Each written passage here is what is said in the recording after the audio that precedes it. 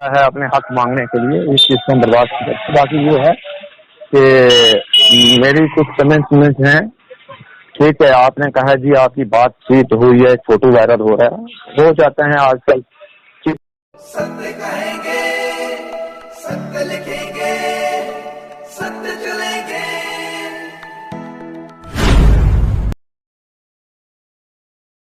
नमस्कार दोस्तों, मैं हूं दीपक सिंह, दैनिक सवेरा समाचार से। कई सारे लीडर जो हैं किसी भी पार्टी के हों, आजकल वो पार्टियां छोड़कर सीधे सीधे बीजेपी में जाना चाह रहे हैं। कई लोग तो जो बड़े ओहदों पर, पदों पर हैं, जिनका बहुत रुतबा है, उनको तो बीजेपी हंसकर स्वीकार करती है। लेकिन जिन लोगों का नाम रुतबा नहीं है, तो वो लोग हैरास भी हो रहे हैं। उन्हें समझ नहीं आ रहा कि किस तरह से बीजेपी पार्टी में एंट्री मिलेगी, क्योंकि एकमात्र विकल्प इन सभी लीडरों को ये लगता है कि एकमात्र विकल्प है भाजपा। तो भाजपा में किस तरह से ज्वाइन हुआ जाए, किस तरह से उस पार्टी में जाया जाए, वो सभी लोग जो हैं उसमें तिकड़म लगा रहे हैं। लेकिन एक बड़ी खबर मैं आपको सुनाने जा रहा हूँ। पिछले 1-2 दिनों से इस तरह की खबरें आ रही हैं कि कांग्रेस के लीडर हैं सनम शाह, जो नेशनल टीवी चैनलों के ऊपर डिबेट में भी हिस्सा लेते हैं और कांग्रेस का पक्ष जो है वो वहाँ पर रखते हैं, और गुलाम नबी आज़ाद साहब के समर्थक हैं। ये चाहते हैं कि गुलाम नबी आज़ाद साहब सीएम फेस हो कांग्रेस पार्टी की तरफ से।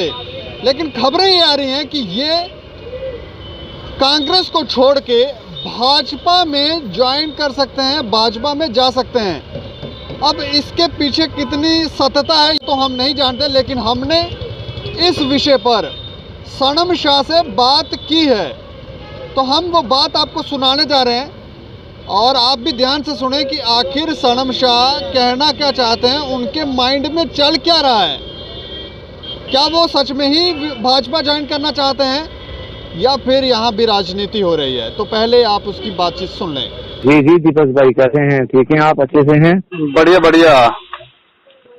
अच्छा, बीजेपी ज्वाइन कर रहे हो आप, सुना? देखो भाईजान, आजकल ये 21 सेंचुरी है, 22 सेंचुरी है। हाँ, सोशल नेटवर्किंग का दौर है, लोग अच्छी बातें करते हैं। हाँ, तो नहीं, हाँ जी, मतलब ये झूठ है सच है? भाईजान कहते हैं ना, इंग्लिश वो भाषा है, future is not content. So I know God knows much better. नहीं, आपके कुछ हमने only God knows much better, enjoy the present. जी जी। लेकिन ये बात तो कंफर्म ही है ना कि जा रहे हो आप? हमने आपका देवेंद्र राणा साहब के साथ भी देखा, उनको वीडियो कॉलिंग पे आप बात कर रहे थे। चलो भाई, तल्लुकात होते हैं, कोई ये तो नहीं है बंदा बात भी नहीं कर सकता। इंसान होते हैं, इंसानियत हिंदुस्ती के नाते वीडियो कॉन्फ्रेंस में बात कर सकते हैं। तो ये तो जनाब आपको पता है कि हिंदुस्तान और पाकिस्तान के प्रधानमंत्री भी आपस में मुलाकात करते हैं, बैठते हैं, हैंड शेक करते हैं। तो ये तो इसका मतलब हो गया कि भाई आप उनके हो गए। मेरे इशारे को समझ गए हैं। मतलब नहीं है फिर, मतलब ये खबरें ऐसे फेक ही हैं। चलो जी, कुछ नहीं कह सकते। हालात और वक़ात कहते हैं ना, तेल देखो तेल की धारा देखो। वक्त देखते हैं, वक्त, हालात और वक़ात जहाँ रुख मोड़ा तो देखेंगे। हाँ, मतलब फिर तो हमें ये दिख रहा है कि जा ही रहे हो। मैं पहाड़ियों के लिए ये है कि पहाड़ियों को एसटी स्टेटस का दर्जा मिलना चाहिए। उसके लिए मेरी जद्दोजहद है, और मैं जो है दिल्ली में भी अपॉइंट दे रहा हूँ कि हमारे 14-15 लाख जो पहाड़ी हैं, इनको एसटी स्टेटस का दर्जा दिया जाए। हमें जात पात और रंग और नस्ल पर बांटा ना जाए। हम भी ठीक है, हमें पहाड़ियों को दबाया गया जनाब। बात इतना है कि जब आज पहाड़ियों की कोई बात करने के लिए कोई हमें रोकता है तो फिर हम रुकेंगे नहीं। मतलब पहाड़ियों को एसटी स्टेटस दिलाने के लिए आप किसी भी हद तक जा सकते हैं? हाँ, किसी हद तक भी जा सकता हूँ जी। जो हमें एसटी स्टेटस देगा, हम किसी भी हद तक जा सकते हैं जनाब। ये अपने थोड़े दिन पहले बुखारी साहब भी कह रहे हमें भी अगर एसटी स्टेटस पहाड़ियों को मिल जाए तो हम आरएसएस ज्वाइन कर लेंगे। देखो वो एक्चुअली में मैंने सुनी थी स्टेटमेंट कि वो कह रहे थे कि जहाँ में जाने के लिए तैयार हैं भाई हमें एसटी दे दो। तो कुछ लोगों ने ट्रोल किया था कि जी बहारी देखो जी इस्लाम में जन्नत के लिए कहते हैं कि खुदा मरने के बाद जन्नत नसीब। तो मैंने फिर ये कहा कि उन्होंने यही सोचा होगा बीजेपी आरएसएस जो जन्म है तो जहन्नम है बीजेपी और आरएसएस। तो अगर हमें एसटी देती है बीजेपी आरएसएस तो हम जहन्नम में भी जाने के लिए तैयार हैं, in the sense of BJP और आरएसएस में जाने के लिए तैयार हैं। तो मेरा ये है कि मैं पहाड़ियों लीडरों के लिए जो है जो हमारे पहाड़ी हैं उनके लिए मेरी जद्दोजहद है। पिछले दिनों में एक प्रोग्राम हुआ था एक अवामी अदालत का रजौरी में पहाड़ियों के इशू पे। तो जब मैंने अपनी पहाड़ियों की बात आई तो मुझे भी काफी फेक आइडिया बनाकर सोशल मीडिया में और धमकियां तक मिली। ठीक है। अच्छा। कि वो और मेरी वीडियोस भी जो है सोशल मीडिया में ट्रोल करके चलाया गया, सनम से डर गया है, ये है वो है, पहाड़ी क्या है। भाई हम अपने लोगों की बात नहीं करेंगे, अपने हित की बात नहीं करेंगे। कॉन्स्टिट्यूशन ने हमें राइट दिया है, हम अपने लोगों की बात कर सकते हैं, हम क्रिटिसाइज कर सकते हैं। ठीक है। अगर देश में ओपोजिशन खत्म हो जाए तो समझो जमहूरियत खतरे में, समझो जमहूरियत खत्म हो। जब तक ओपोजिशन नहीं है तब तक देश जो है उसका आइन खतरे में है, उसका कानून खतरे में है। ठीक है। ओपोजिशन है तो हिंदुस्तान के अंदर जो है जमहूरियत होती है।